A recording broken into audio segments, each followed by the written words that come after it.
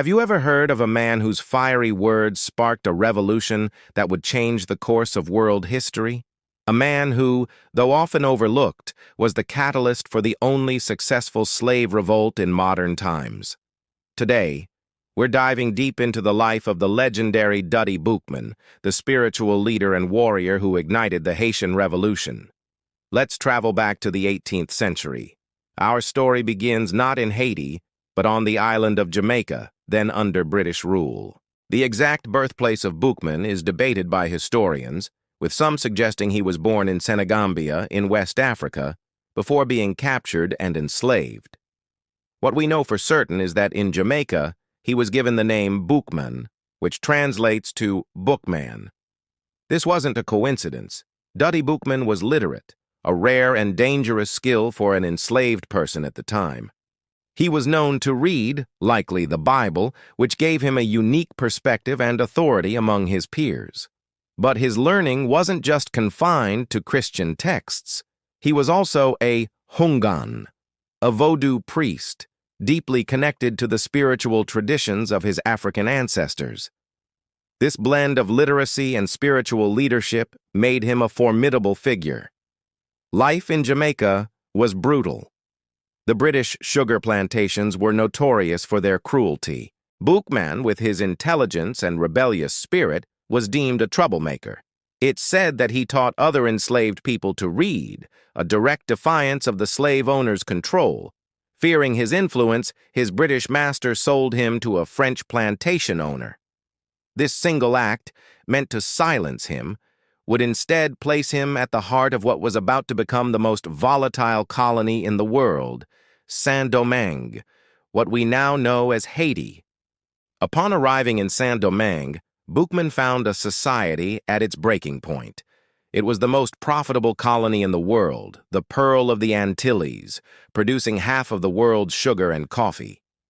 But this wealth was built on the backs of 500,000 enslaved Africans who were subjected to unimaginable horrors. The French planters were infamous for their extreme brutality. The air was thick with tension, and the enslaved population vastly outnumbered the white colonists. Boukman, now working as a coachman and later a commandeur, or slave driver, had a position that allowed him to travel between plantations, a crucial advantage for an organizer. He quickly recognized that the French Revolution, with its talk of liberty, equality, and fraternity, was a hollow promise for the enslaved people of the colonies. While the white planters and free people of color argued over their own rights, the black population was left out of the equation. Boukman saw that their freedom would not be given. It had to be taken. Combining his role as a Vodou priest with his skills as a strategist, he began to unite the disparate groups of enslaved people. He used the clandestine network of Vodou communities as his revolutionary cells, spreading messages of liberation under the very noses of the slave masters. This all came to a head on a stormy night, the 14th of August, 1791. In a dense forest known as Bois Caïman, Dutty Boukman, alongside a high priestess named Cécile Fatiman, presided over a secret ceremony that would become the stuff of legend.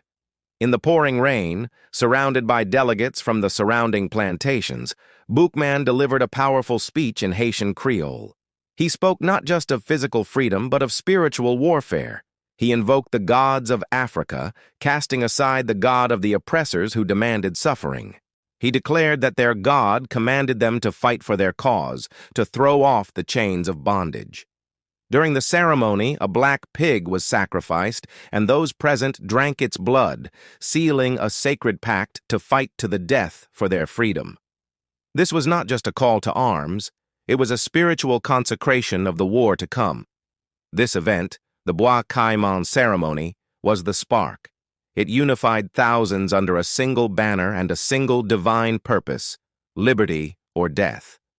1 week later, on August 22, 1791, the revolution erupted.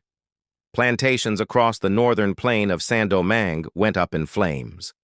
Led by Boukman and other early leaders like Jean-François Papillon and Georges Biassou, the rebels moved with astonishing speed and coordination. They were not just a disorganized mob, they were a disciplined force fueled by years of pent-up rage and a sacred vow. They destroyed the instruments of their torture, the sugar mills, the cane fields, and exacted revenge on the planters who had brutalized them for generations. Dutty Boukman was at the forefront of the fighting, a charismatic general leading his troops into battle against the French colonial forces. He was a brilliant tactician, using his knowledge of the terrain and guerrilla warfare to outmaneuver the better-equipped European soldiers. For several months, he was one of the most effective and feared leaders of the insurrection. The French were terrified, unable to quell the uprising that was consuming their most prized colony. However, Boukman's time as a military leader was tragically short. In November of 1791, just 3 months after the Bois Caïman ceremony, he was captured in battle by the French. In an attempt to demoralize the rebels and prove that their leader was merely a mortal man, the French executed him. They then publicly displayed his head on a stake in the main square of Le Cap, the colonial capital, with a sign that read, "The head of Boukman, leader of the rebels." But this brutal act of intimidation backfired spectacularly. Instead of crushing the revolution, it turned Dutty Boukman into a martyr. His death fanned the flames of rebellion even higher. The fighters saw his sacrifice not as a defeat, but as the ultimate confirmation of their pact. They knew there was no turning back. The fight for freedom had to continue, not just for themselves, but in honor of the man who started it all. The Haitian Revolution would rage on for another 13 years, led by brilliant successors like Toussaint Louverture, Jean-Jacques Dessalines, and Henri Christophe. They would defeat not only the French but also the Spanish and the British, achieving the impossible. On January 1, 1804, Haiti declared its independence, becoming the first free black republic in the world and the first independent nation in Latin America. And it all started with one man, the Boukman from Jamaica, the voodoo priest who dared to believe that his people deserved to be free. Dutty Boukman's legacy is immense. He is the founding father of a nation, the spiritual catalyst of a world-changing revolution. He proved that true power lies not in whips and chains, but in the unquenchable fire of the human spirit fighting for dignity and freedom. Though his role was brief without the spark he provided at Bois Caïman, the fire of the Haitian Revolution might never have been lit. Thank you so much for joining me on this journey into the past. If you found this story as powerful as I do, please hit that like button and consider subscribing for more deep dives into the lives of incredible figures from history. Let me know in the comments what you think about Dutty Boukman's story. Until next time, stay curious.